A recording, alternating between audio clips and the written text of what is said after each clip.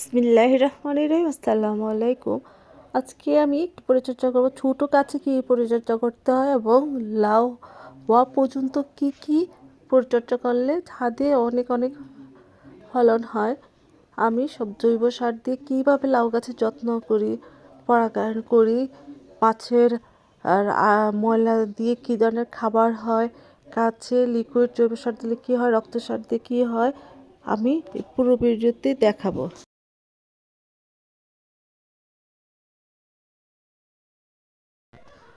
চলে আসলাম মূল ভিডিওতে। আজকে আমি ছাদে কীভাবে যত্ন নিলে ছাদ বাগান থেকে অধিক ফলন হয়, লাউ গাছে কি যত্ন করলে এবং মাছের ময়লা দিলে কি হয়, রক্ত সার গাছের জন্য কি কাজ করে, কলার খোসা লিকুইড জৈব সার গাছের জন্য কী উপকার করে, এবং ড্রামের মধ্যে সবজি কাঁচা সবজি কিচেন ওয়েস্ট ব্যাগে করে এক কর্নার রাখলে কি হয়, লাউ পলিনেশন কীভাবে করতে হয়, 1G 2G করলে কি হয়, গাছের গোড়ার পাতা কেটে দিলে কী হয়, আমি এই বিষয়ে দেখাবো সবাইকে।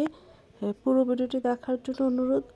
প্লিজ, ভিডিওটা অনেক ইম্পর্টেন্ট, আপনারা প্রথম থেকে শেষ পর্যন্ত দেখবেন। দেখলে প্রত্যেকটা স্টেপে অনেকটা গুরুত্বপূর্ণ। তাহলে আপনাদের যদি এই স্টেপগুলো ফলো করেন, ছাদ বাগান থেকে আপনারা অনেক অনেক লাউ হারভেস্ট করতে পারেন, গাছ অনেক ভালো হবে। পুরো ভিডিওটি দেখুন। লাউয়ের পাতা যখন 10-12 পাতা হবে, মাচায় উঠে যাবে, ঠিক তখনই একটা গুরুত্বপূর্ণ কাজ আমাদের করে দিতে হবে। যে গাছের যখন 1 থেকে 1.5 ফুটের মধ্যে কোনো কুশি অথবা ডালপালা থাকবে, ওগুলো অবশ্যই কেটে দিতে হবে, না হয় নিচের দিক দুর্বল হয়ে যাবে। আরেকটা গুরুত্বপূর্ণ কাজ হচ্ছে, যেটা হচ্ছে 1Gটা অবশ্যই ভেঙে দিতে হবে। ভেঙে দিলে হবে কি 2G হবে এবং গাছটা আরও অনেক ছড়াবে, তখন স্ত্রী ফুল আসবে যখনই মাথা কেটে দেব। আরেকটা গুরুত্বপূর্ণ কাজ হচ্ছে, লাউয়ের গাছের গোড়ায় যে বয়স্ক বড় পাতাগুলো থাকবে সেগুলো ছেটে দিতে হবে, তাতে করে গাছের গোড়া মজবুত হবে, মোটা হবে, শক্ত হবে। আর নিচের পাতাগুলো কিন্তু কাজে আসবে না, শুধু গাছের পুষ্টি নষ্ট করে ফেলে। আর সকল পুষ্টিটা ওই পাতাগুলো কেটে দিলে কিন্তু গাছের উপরের পাতাগুলো পাবে। আর এভাবে যত্ন নিলে লাউয়ের গাছ অনেক লাউ ধরবে এবং অনেক শক্তিশালী হবে, এবং লাউ গাছে এভাবে পরিচর্যা করলে লাউ গাছে বৃদ্ধিও দ্রুত হবে।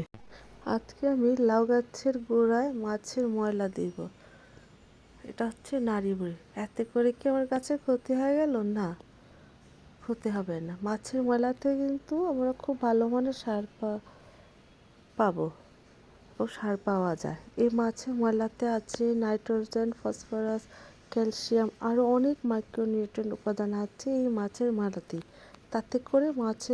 তাতে করে গাছের স্বাস্থ্য অনেক ভালো হয়, রোগ প্রতিরোধ ক্ষমতা বাড়ে, গাছের শিকড় এবং পাতাগুলো সবুজ হয়, ফলের মানও কিন্তু উন্নত করে। সব দিক থেকে গাছে মাছের ময়লা ব্যবহার করা অনেক ভালো, এবং গাছে যেন ফাঙ্গাস না হয় তার জন্য আমি 1 লিটার পানিতে 1 চামচ থিওবিট গুলে এই গাছের গোড়া দিচ্ছি। থিওবিট হচ্ছে 2টা কাজই করবে, ভিটামিনের কাজও করবে, ফাঙ্গাস ভাইরাস মুক্ত রাখবে গাছকে। যেহেতু মাছের ময়লা কাঁচা জিনিস, যেন শিকড় আক্রান্ত না হয়, তাই আমি থিওবিট গুলে দিলাম।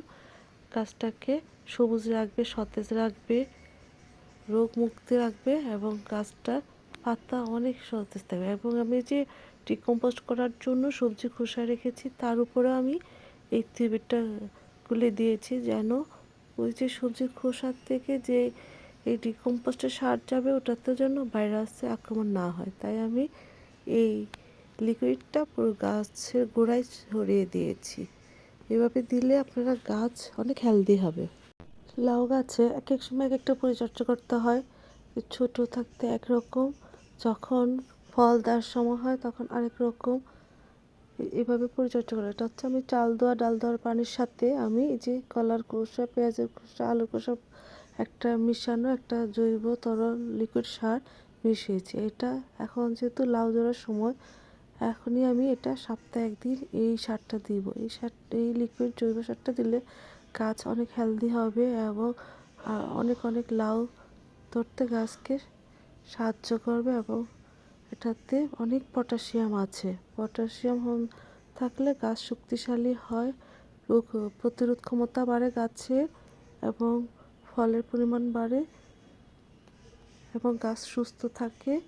গাছকে ফুল ফল যারা বন্ধ করে, যেহেতু এটাতে পটাশিয়াম আছে। এই যে দেখুন আমার গাছটাতে এই যে লাউ আসছে, এখনই আমি এই সময় এই গুরুত্বপূর্ণ পরিচর্যাটা করব। এক এক সময় লাউয়ের এক এক পরিচর্যা করলে বুঝে বুঝে গাছ আপনাকে ছাদ বাগান থেকেই যথেষ্ট পরিমাণে লাউ হবে ইনশাল্লাহ, লাউ হারভেস্ট করতে পারবেন। আমি আজকে এই ভিডিওতে লাউ গাছের টিপস অ্যান্ড ট্রিক্স সবগুলোই উপস্থাপন করব। আজকে আমি যে রক্তসার গাছে ব্যবহার করব। এই রক্তসার নাইট্রোজেনের উৎকৃষ্ট উৎস, যা আপনার বাগানের মাটিকে উর্বর করবে। মাটিতে রক্তসার ব্যবহারের ফলে মাটিতে নাইট্রোজেনের মাত্রা বৃদ্ধি করে, ফলে আপনার গাছ আরও সবুজ ও সুন্দর হয়ে ওঠে। রক্তসারে থাকা নাইট্রোজেন মাটিতে অ্যাসিডের মাত্রা বৃদ্ধি করতে সহায়তা করে, এবং এই রক্তসার সবসময় দেওয়া যাবে না। যখন গাছটাকে আপনি বড় করতে চান তখনই এই রক্তসার ব্যবহার করতে পারেন, তবে গোড়ায় দেওয়া যাবে না, একটু দূরে দিতে হবে। যখন ফল ধরার সময় হয় তখন কিন্তু এই রক্তসার ব্যবহার করা যাবে না। তাতে হবে কি, আপনার গাছে তখন ফল আসবে না, তখন হবে কি গাছে গাছ বৃদ্ধিতে মনোযোগী হবে, গাছ খালি বড় হবে। এখন আজকে আমি আরেকটা করবো, এই যে আমি গাছটা 1G করেছিলাম, এখন 2Gটা আমি কেটে দিব। আমার এই যে স্ত্রী ফুলটা আছে, এটাকে আজকে আমি পলিনেশন করে দেবো, হ্যান্ড পলিনেশন। তার জন্য আমি একটা পুরুষ ফুল নিয়েছি, এটা আমি এখন এই যে আস্তে আস্তে ছিঁড়ে এটাকে হ্যান্ড পলিনেশন করে দেব। শীতে ফ্লাওয়ার ফুল বিকালেই ফুটে, আর হচ্ছে গরমে সন্ধ্যার পরে, তাই হ্যান্ড পলিনেশনটা যদি আপনার সন্ধ্যার পরে করেন সবচেয়ে ভালো হয়। আমি যেহেতু ভিডিও করব তাই আমি বিকালে করেছি, তারপরে যেহেতু রিস্ক থেকে যায়, তারপরে আমি আবার সন্ধ্যা আবার আরেকটা ফুল দিয়ে হ্যান্ড পলিনেশন করে নিয়েছি। এভাবে যদি আপনারা হ্যান্ড পলিনেশন করে দেন, কারণ রাতে হচ্ছে উপকারী পোকাগুলো সব ঘুমিয়ে যায়, সব খারাপ পোকাগুলোই থাকে, তাই পলিনেশন করতে। তাতে লাউ গাছ খুব ভালো হয়, লাউ গাছ খুব খেতে পছন্দ করে, তাই আমরা কোনো কিচেনে কোনো কিছু ফেলে দিব না, সেই সবজির খোসাগুলো দিব ও গাছটা একটু বাঁকিয়ে দিব। বাঁকিয়ে দিলে তার থেকে শিকড় ছেড়ে গাছটা অনেক মজবুত হবে, শক্তিশালী হবে, গাছের পুষ্টি উপাদান পাবে। এবং আমি গাছের সবজির খোসায় দিয়েছি, গাছ থেকে দূরে দিয়েছি।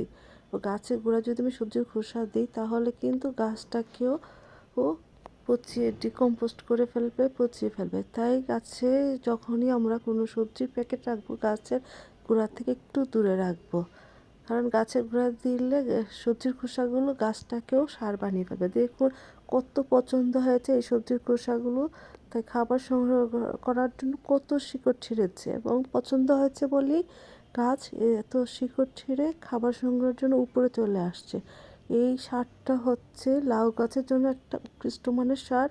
সমস্ত কিচেন ওয়েস্ট এভাবে টিস্যু ব্যাগে দিয়ে দিলে তার থেকে ডিকম্পোস্ট হয়ে এবং গাছ তার শিকড় ছেড়ে এখান থেকেই তার প্রয়োজনীয় সমস্ত খাদ্য উপাদান সংগ্রহ করে গাছটাকে মজবুত করবে, গোটা মোটা রাখবে, গাছের গ্রোথ ভালো হবে, অনেক ভালো হবে। এভাবে সবজি আমি এভাবেই প্যাকেট ভর্তি করে, টিস্যু ব্যাগ ভর্তি করে কিচেন ওয়েস্ট রেখে দেই, যেন এখান থেকেই লাউ গাছ তার পর্যাপ্ত খাবার গুলো সংগ্রহ করতে পারে। কারণ লাউ গাছ অনেক খেতে পছন্দ করে। লাউ গাছে যদি এভাবে আপনারা জৈবভাবে খাবার সাপ্লাই দিতে পারেন, ইনশাল্লাহ ছাদেই এই অল্প মাটিতেই আপনারা অনেক ফলন হবে ইনশাল্লাহ। অনেক অনেক লাউ খেতে পারবেন, অনেক লাউ শাক খেতে পারবেন, গাছও অনেক সবুজ হবে, সতেজ হবে, এবং গাছগুলো মোটা হবে।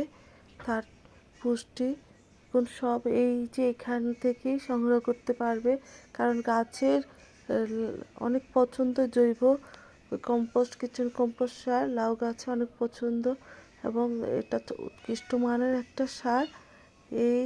এভাবে দিয়ে দিবেন, ইনশাল্লাহ অনেক গাছ অনেক সুন্দর হবে, সতেজ হবে গাছ। আর আমি এভাবেই পরিচর্যা করে থাকি। সবাইকে অনেক অনেক ধন্যবাদ জানাচ্ছি। যদি ভিডিওটা ভালো লেগে থাকে প্লিজ সাবস্ক্রাইব করে লাইক করে পাশে থাকবেন। সবাইকে অনেক অনেক ধন্যবাদ জানিয়ে এখানেই শেষ করছি। Thank you for watching.